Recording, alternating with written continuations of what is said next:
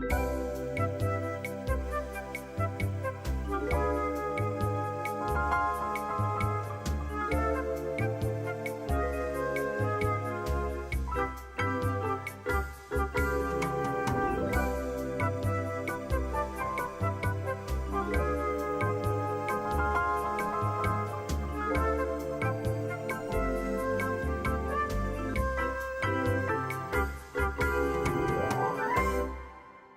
morning. Welcome back to our show, our Friday show. My name is Jay Daniels. I'm going to be hosting today. We have a special guest host here, Farsim Basugian. He's actually the Assistant Sports Director for KJHK here at KU.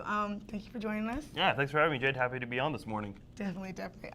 This week has been a very busy week for KU. It's our homecoming week. And we have a very special event going on tonight, Late Night in the Fog, one of my favorite events for KU. Yeah, very exciting. As a matter of fact, I was driving by Allen Fieldhouse this morning at 7:30. I saw fans and tents already lined up. Unfortunately, they canceled the idea of having fans at Hoagland Ballpark due to the expected storm tonight, but nonetheless, very exciting to see. So if you want to be able to check out Andrew Wiggins, get there early because they're going to turn away a lot of fans, unfortunately. Yeah, I've heard there's going to be about 2,000 fans turned away. So definitely, if you're not in line now, you definitely want to get there in the next hour or two if you want to see. You know, tonight's going to be a big night. Of course, Andrew Wiggins, the hyped-up name going into tonight. A lot of people going to get a first look at him, and of course, some of the other freshmen too: Joel Embiid, Connor Frankamp, Selden. So a lot of exciting things to check out tonight around KU's basketball team. 5 new starters for sure this year because all 5 have moved on. So it's going to be fun to see how this team tries to rebound and move forward. Definitely. We can't forget about our football team after that great win against LA Tech. I feel like we're on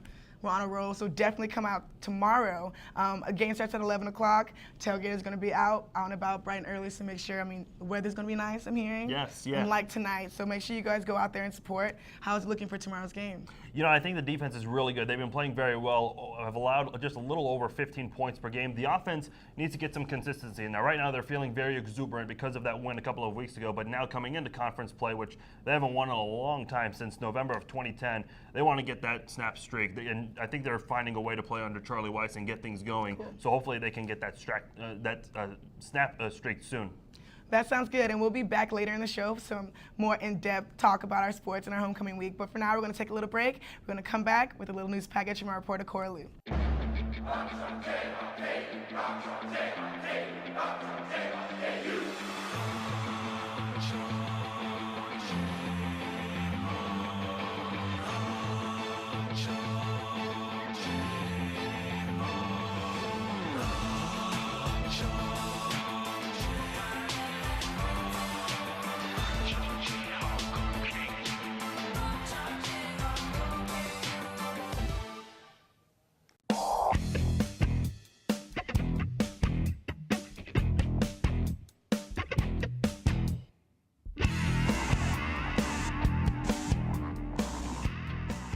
Chanel, Prada, Christian Dior, Tiffany. What is your favorite brand?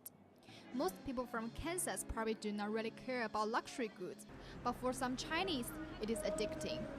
A KU Chinese student Wenli Shi's closet is full of her collections, and she's ready to get more. These are my clothing, or these are my bags. The wealthy Chinese are becoming unstoppable consumers and splashing out the luxury market. They're stimulating the economical system and boosting the global luxury sale, even though other people are stuck in the financial crisis. According to Daily China, in 2012, Chinese people account for 25% of global luxury consumption, and the number is still rapidly increasing now. In Kansas City Country Club Plaza, Burberry is one of the most iconic luxury shops. People walk past Burberry shop and glance at those fancy clothes, but they rarely enter the shop. Some Americans indicated that they are willing to spend money on shopping, but luxury products are not a necessary part of their life. I'd rather do something like a trip versus spend the money on a shirt. However, the Grand noticed some Chinese are obsessed with the luxury products. I have observed in the United States, I went to college in Orlando, Florida. There's a lot of high-end malls.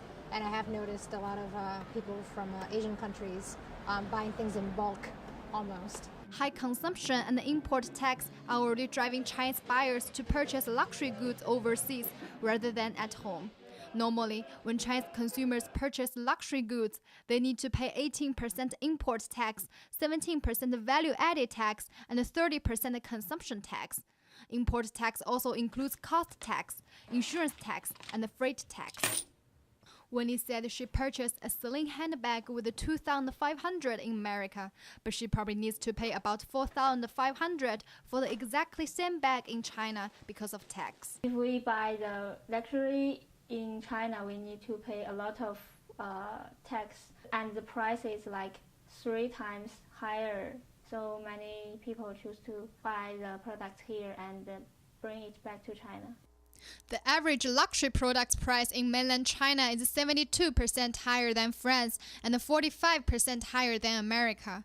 The reason why luxury products are cheaper in Europe than America is because Europe is a manufactured country, and the European airports mostly have tax refund policy. Although American airports do not have tax refund policy, the tax rates of most states are still less than 10%. Besides luxury products, cheaper makeup also attracts more and more Chinese citizens shopping in the United States. The counter manager for Clinic of Weavers in downtown Lawrence said she had helped many Chinese customers choosing makeup, and they are great shoppers. Honestly, makeup, lots of different things, but the 2 biggest categories would be fragrance and skincare, because I assume that the products are a lot more expensive in China than they are here. Unaffordable tax became the major power pushing Chinese consumers buying more and more goods in America. The retailers are also excited to sell their products to Chinese people as many as they can. Korulu, Kansas Media. Well, you're wrong. I'm wrong. You're the one who misrepresented the Misrepresent the facts? Are you kidding? Your proposal is ridiculous. You have no right to call You are the worst example of I politics. stand for You something. flip-flop. I stand for something. Flip-flopper, flip-flopper. Your proposal's ludicrous. My It's proposal will ludicrous. go exactly the way I say it Over will. my dead body. I think somebody needs a timeout. That's the power of one. I motion that I be issued the timeout, and Wow. Me too. yeah, for sure, you should get a timeout. I apologize.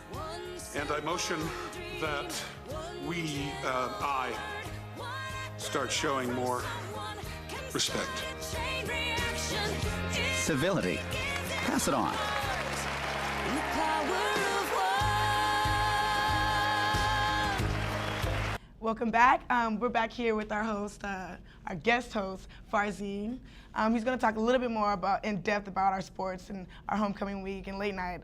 For late night, I mean, what exactly is it? I know that it's Midnight Madness. It's a lot of other universities do it. But late night in the fog is so unique and special here. But what does it really mean for basketball team and the season in general?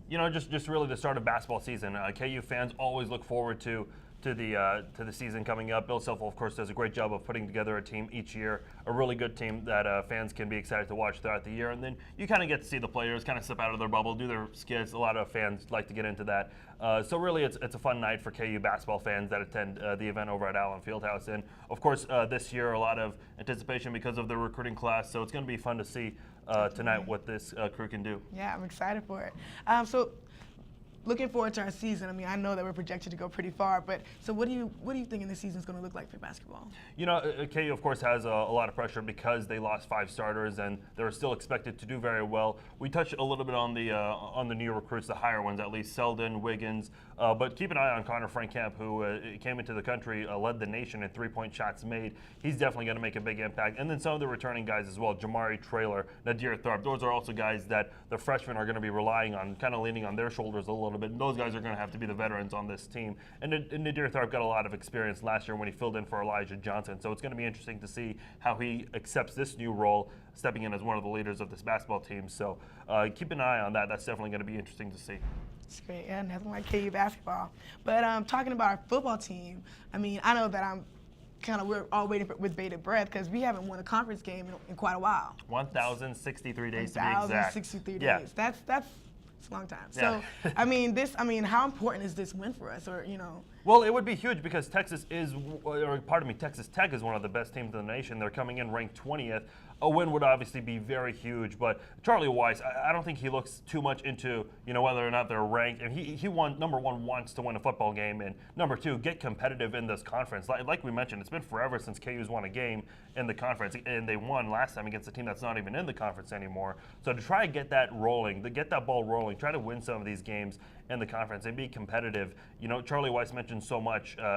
He's compared KU to K-State and mentioned, the reason K-State's been so great lately is because of recruiting, and he's tried to bring in some of those JUCO players. Now those JUCO players are going to get a real test of what it's like playing football in the Big 12, and he wants to compete with Kansas State a little bit, and I think it's going to be interesting later in the season as Kansas State is now taking Missouri's spot as the final team that the Jayhawks are going to play this year. So I think Charlie Weiss wants to find that consistency, and this is going to be a winnable. There are some winnable games in the Big 12. I don't think there's any excuse to go 0-9. So Charlie Weiss and the Jayhawks have an opportunity to get something going in the Big 12, I think.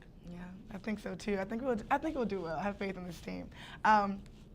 Well, thank you so much for going in depth with us. You guys definitely have to come out and support our teams. Obviously, we'll see all of you guys at late night. Definitely come out tomorrow. Great weather. It's going to be an early game, so definitely come out and support. We're going to take a break, and we're going to come back with news.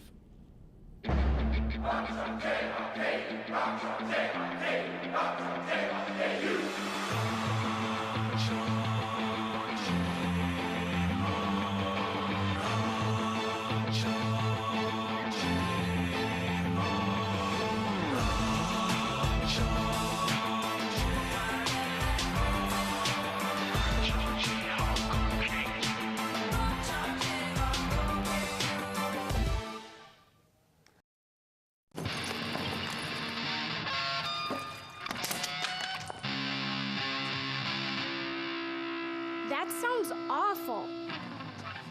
But a lot better than last week.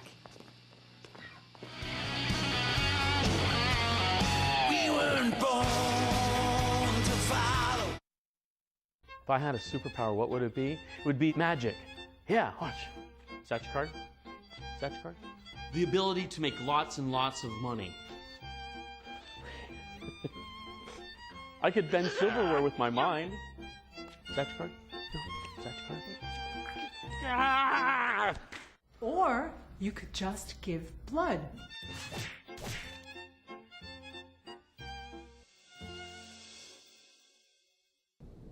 A woman struck and injured 2 security officers at the White House with her car yesterday afternoon. Police officers attempted to stop her at gunpoint before she slammed into a police vehicle and sped away. The woman was chased down until police gunfire hit and killed the woman. A 1-year-old boy was found in the car unharmed. Asian giant hornets killed 42 and injured more than 1,500 people in China, while 37 patients are still in serious condition. The hornet's sting may cause a deadly anaphylactic reaction that could reduce air supply or trigger cardiac arrest. The authorities said the outbreak of attacks may relate to the unusual dry weather. City officials say a project to install enhanced sewer service in Lawrence Municipal Airport will be completed in 2 weeks. The project was planned for late 2011, but the completion is 2 years behind schedule. The project will create more possibilities for companies to find small-scale facilities at the airport. A ship containing 500 smugglers caught fire and killed 130 African immigrants in Italy this morning. The ship was a mile from the border of Italy when it began to sink. The police saved about 150 undocumented immigrants before it sank to the bottom of the ocean. More than 1,000 people participated in the annual zombie walk as night fell after KU's homecoming parade. Zombies of all ages danced to Halloween-themed music and walked down Mass Street in their blood-soaked clothes. The shutdown of the U.S. government is likely to drag for another week or longer as lawmakers are still start in day 3 of the closedown. No end is expected until around mid-October when Congress plans to increase the nation's borrowing authority or risk default. Congress expected to cause a stir in the debate over the U.S. budget and the health care law. That wraps up today. Let's see you next week and have a safe weekend.